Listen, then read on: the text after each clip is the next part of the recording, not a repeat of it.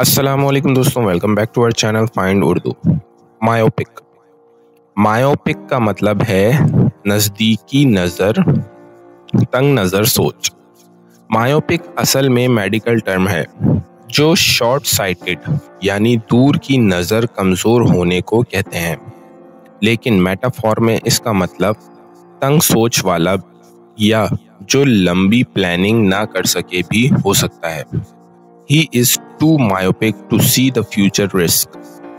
उसकी सोच इतनी तंग है कि वो मुस्तकबिल के खतरात नहीं देख पा रहा। तो दोस्तों, मायोपिक का मतलब है नज़दीकी नज़र या तंग सोच।